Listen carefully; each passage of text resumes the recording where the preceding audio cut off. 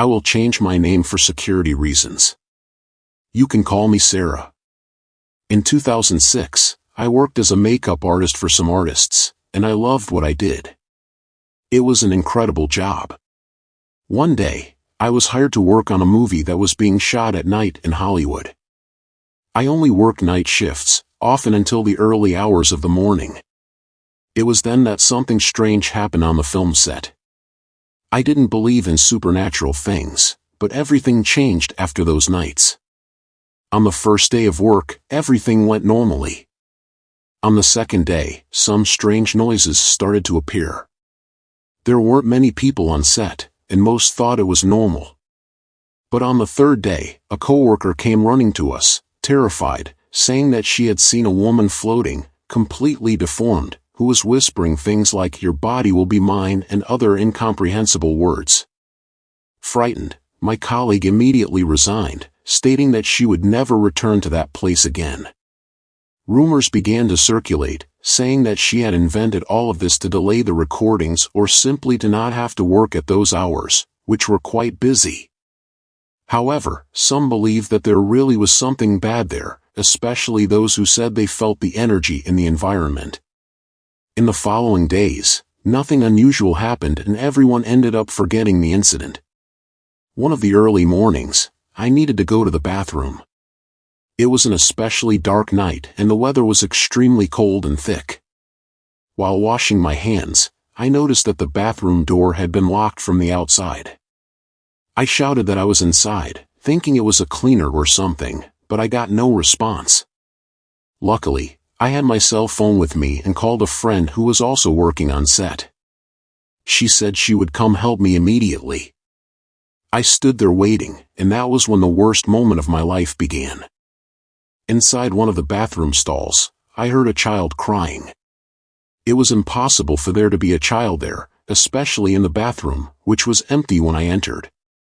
How could that crying be coming from that place? I began to slowly approach the cabin. I lay down on the floor to look under the door and saw a deformed woman with her face on the floor, staring at me and smiling. The sound of crying grew louder and louder. I almost fainted, but I ran to the door and started knocking desperately.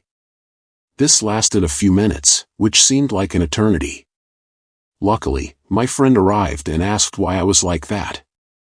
I told her what had happened, and she found it all very strange, thinking it might be a prank, as the door wasn't locked. This experience left me deeply disturbed and completely changed my view of the supernatural. Since then, I have carried with me the fear of encountering that fixed gaze and that disturbing smile again. I asked her to go into the bathroom if she didn't believe me, to see that thing with her own eyes. She went in, but, incredibly, there was nothing there. She thought I was joking or having some kind of outburst. I was away from work for a few days, unable to stop thinking about it. Despite this, I returned to the set a few days later. I needed the job and I decided to always be around other people, never alone, believing that this way I would be safe. Until one day, after all this, I was talking to a security guard there and mentioned what had happened to my colleague and me. He looked at me seriously and said this was no joke. He had also seen the woman floating through the halls, but he never said anything to anyone so as not to appear crazy. I was terrified, because I realized it wasn't something in my imagination. I was sure it was real when, at the end of my shift, I heard my friend calling me into a costume room.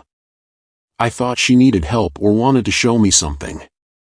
I went there and, upon entering, I came face to face with the same woman floating, smiling at me and saying strange words that I couldn't understand. I ran away and never went back to that job. I know many may not believe me, but I know what I saw. I don't want to go through that experience ever again.